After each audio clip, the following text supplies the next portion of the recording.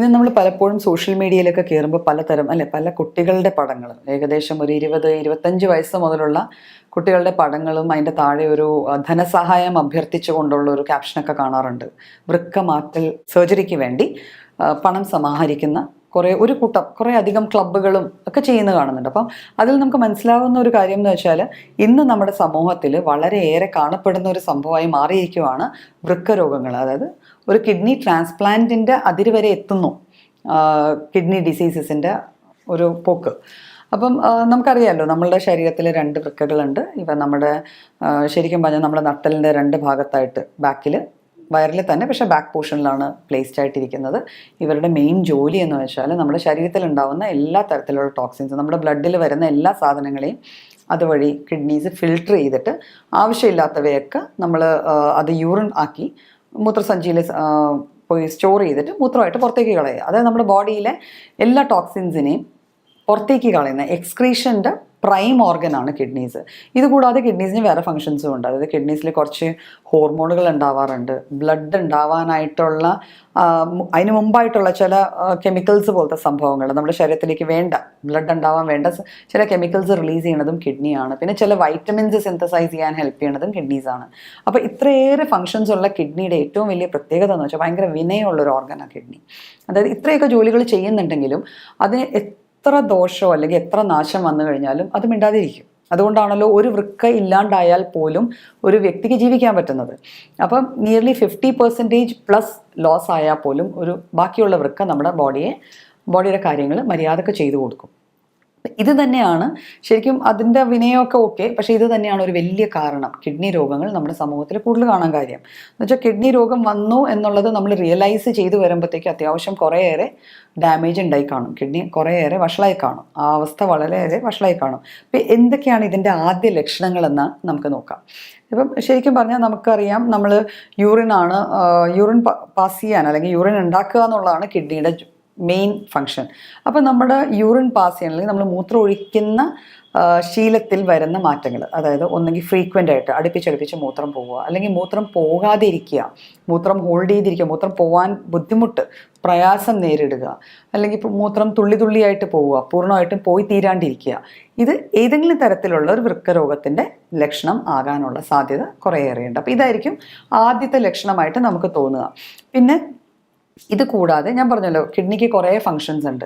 അപ്പോൾ ഇതിൽ ബാക്കിയുള്ള ഫങ്ഷൻസും കൂടെ മീറ്റ് ആകുന്നില്ലെങ്കിൽ നമുക്ക് വല്ലാത്ത ക്ഷീണം തോന്നുക, ശരീരത്തിൽ ഒരു തരത്തിൽ ചെറിയ ചൊറിച്ചിലുകൾ, അതായത് ഞാൻ പറഞ്ഞല്ലോ ചില വൈറ്റമിൻസിനെ സിന്തസൈസ് ചെയ്യാൻ കിഡ്നിയുടെ ആവശ്യമുണ്ട്. അപ്പോൾ അത് പ്രോപ്പറായിട്ട് നടക്കുന്നില്ല.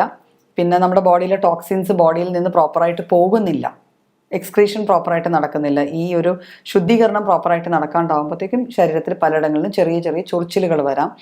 അതുകൂടാതെ പിന്നെ ഒരു പ്രൈമായിട്ട് നമ്മൾ കാണുന്നതാണ് കൈക്കും കാൽപ്പത്തിക്കും കൈക്കും മുഖത്തും ഒക്കെ നീര് കാണുക. പഫിനെസ് എന്ന് പറയും. കൺപോളയ്ക്കൽ രാവിലെ എഴുന്നേറ്റ് വരുമ്പോൾ മുഖത്ത് നീരുണ്ട്, കൺപോളകൾക്ക് നീരുണ്ട്, കാലുകൾക്ക് നീരുണ്ട്, കൈക്ക് നീരുണ്ട്. അപ്പം ഇതും കിഡ്നി രോഗത്തിൻ്റെ വൃക്കകൾക്ക് ഉണ്ടാകാവുന്ന ഒരു രോഗത്തിൻ്റെ ആദ്യ ലക്ഷണങ്ങളിൽ കൂടെ. അപ്പോൾ പലപ്പോഴും നമ്മൾ ഓർക്കുന്നതോ ഇന്നലെ രാത്രി ലേറ്റായിട്ട് കിടന്നതാണ് അല്ലെങ്കിൽ ഇന്നത് സംഭവിച്ചതാണ്. പക്ഷേ ഇത് നിത്യം ഇങ്ങനെ കാണുവാണെങ്കിൽ സ്വാഭാവികമായിട്ട് അത് മെയിനായിട്ട് കൺസിഡർ ചെയ്യേണ്ട ഒരു സിംറ്റം തന്നെയാണ്. ഇത് കൂടാതെ ചിലർക്ക് നടുവിനൊരു വേദന വരും. കിഡ്നി പ്ലേസ് ചെയ്തിരിക്കുന്ന സ്ഥലം അതാണല്ലോ. അപ്പോൾ അവിടെ എന്തെങ്കിലും ഒരു ചെറിയ തടിപ്പോ മുഴപ്പോ അല്ലെങ്കിൽ എന്തെങ്കിലും ഒരു ഒബ്സ്ട്രക്ഷൻ കിഡ്നിയിൽ, ഇപ്പം നമുക്കറിയാം വൃക്കയിലെ കല്ലുകളൊക്കെ ഉണ്ട്, കിഡ്നി സ്റ്റോൺസ് ഒക്കെ ഉണ്ട്. അപ്പോൾ അങ്ങനെ എന്തെങ്കിലും വന്നിട്ട് അവിടെ ഒരു ഒബ്സ്ട്രക്ഷൻ ഉണ്ടാവുകയാണെങ്കിൽ നമുക്ക് നട്ടലിലും നടുവിലും ലോ ബാക്കിലും ഒരു പെയിൻ ഫീൽ ചെയ്യാം. പിന്നെ ദഹനേന്ദ്രിയങ്ങളിൽ അതിൻ്റെ ഭാഗമായിട്ട് ദഹിക്കാതിരിക്കുക, ഭക്ഷണം പ്രോപ്പറായിട്ട് ദഹിക്കാതിരിക്കുമ്പോൾ നമുക്ക് ഭക്ഷണം കഴിക്കാൻ തോന്നാണ്ട് വരിക, ശരിക്കും നന്നായിട്ട് ഫുഡ് കഴിക്കണമെന്ന് തോന്നില്ല, വെള്ളം കുടിക്കണമെന്ന് തോന്നുന്നില്ല, വല്ലാത്ത ക്ഷീണം. അപ്പോൾ ഈ ലക്ഷണങ്ങളൊക്കെ കാണുകയാണെങ്കിൽ നമുക്ക് വേണമെങ്കിൽ അതൊരു വൃക്കരോഗത്തിലേക്കുള്ള ആദ്യ ഇൻഡിക്കേഷനാണ്. നമ്മുടെ ശരീരം നമുക്ക് ഏത് രോഗം വന്നാലും ആദ്യമേ നമുക്ക് സൂചനകൾ തരും. ഇപ്പം നമ്മൾ റോഡിൽ ട്രാവൽ ചെയ്യുമ്പോൾ ഒരു യെല്ലോ ലൈറ്റ് ബ്ലിങ്ക് ചെയ്യൂലേ, അപ്പുറത്തൊരു ജംഗ്ഷനാണ് സൂക്ഷിക്കുക എന്ന് പറഞ്ഞാൽ അതുപോലെ തന്നെയാണ് നമ്മുടെ ശരീരം തരുന്ന ചില ലക്ഷണങ്ങൾ. അപ്പം ഈ ലക്ഷണങ്ങൾ നമ്മളിൽ സ്ഥിരമായി കാണുകയാണ്, പ്രത്യേക ഒരു കാരണമില്ലാതെ കാണുകയാണെങ്കിൽ അത് ഒരു കിഡ്നി രോഗത്തിൻ്റെ തുടക്കമാകാം. അപ്പോൾ അങ്ങനെ ഉണ്ടെങ്കിൽ നമ്മൾ എന്താ ചെയ്യേണ്ടത്? നമ്മളൊരു ഡോക്ടറെ കാണണം. ഡോക്ടറെ കണ്ടു കഴിയുമ്പോൾ ഡോക്ടർ നമുക്ക് കുറച്ച് റീനൽ ഫങ്ഷൻ ടെസ്റ്റ് അല്ലെങ്കിൽ നമ്മുടെ കിഡ്നിയുടെ ക്രിയാറ്റിനിൻ ലെവൽസ് നോക്കുക.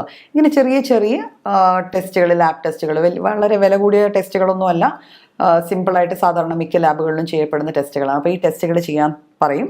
അപ്പം ലാബിൽ പോയി ടെസ്റ്റ് ചെയ്യണമല്ലോ, വേണ്ട ലക്ഷണം മാറി അസുഖമൊന്നും ഇല്ല എന്നും പറഞ്ഞ് മാറുകയല്ല ചെയ്യേണ്ടത്. നമ്മൾ ആ ടെസ്റ്റ് ചെയ്ത് കഴിഞ്ഞാൽ നമുക്ക് കൃത്യമായിട്ട് ഇങ്ങനെ ഒരു അസുഖം ഉണ്ടോ ഇല്ലയോ എന്നറിയും. പിന്നെ മൂത്രം പതഞ്ഞ് വരും ചിലപ്പോൾ. പലപ്പോഴും ആൾക്കാർ പറയാറുണ്ട് മൂത്രം ഒഴിക്കുമ്പം ഫ്ലഷ് ചെയ്യണതിന് മുമ്പ് പതഞ്ഞിരിക്കും ക്ലോസ്ലെറ്റിൽ. അതും ഒരു കിഡ്നി രോഗത്തിൻ്റെ ലക്ഷണം തന്നെയാണ്. അതായത് കിഡ്നി ഫിൽട്ടർ ചെയ്യുമ്പോൾ ബോഡിയിൽ നിന്ന് പ്രോട്ടീൻസ് അല്ലെങ്കിൽ ആൽബുമിൻ പോകാൻ പാടില്ല. പക്ഷെ കിഡ്നിക്ക് ഒരു രോഗം വന്നാൽ കിഡ്നിക്ക് ഫിൽട്ടർ ചെയ്യാൻ പറ്റുന്നില്ല, ആൽബുമിൻ പാസ് ചെയ്ത് പോകും. അപ്പം അതും ഒരു ലക്ഷണമായിട്ട് തന്നെ കണക്കാക്കാം. അപ്പം ഇത്തരത്തിലുള്ള കാര്യങ്ങളും ഇൻവെസ്റ്റിഗേഷൻസ് ചെയ്ത് കഴിഞ്ഞാൽ നമുക്ക് കിഡ്നി രോഗം ഉണ്ടോ ഇല്ലയോ എന്നറിയാം. കിഡ്നി രോഗം വരാൻ സാധ്യത കൂടുതലുള്ള ഡയബറ്റിക് പേഷ്യൻസിനാണ്. അപ്പോൾ ഡയബറ്റീസ് കുറേ നാളായിട്ട് ഡയബറ്റീസ് ആയിട്ടുള്ള ഒരാൾക്ക് ഇതിനുള്ള സാധ്യതകൾ കൂടുതലാണ്. അപ്പോൾ ഡയബറ്റീസും കൂടെ ഉണ്ടെങ്കിൽ സ്വാഭാവികമായിട്ട് ഈ ടെസ്റ്റുകൾ ചെയ്യുകയും അതൊരു ഡോക്ടറെ കൺസൾട്ട് ചെയ്യുകയും ചെയ്യേണ്ടതാണ്. ഇത് കൂടാതെ തന്നെ നമുക്കിങ്ങനത്തെ സിംറ്റംസ്, ഈ പറയുന്ന ലക്ഷണങ്ങൾ കാണുകയാണെങ്കിൽ നമ്മൾ ഇതിന് തക്കതായ രീതിയിൽ ഒരു ഡോക്ടറെ സമീപിച്ച് ചികിത്സ തേടേണ്ടതാണ്.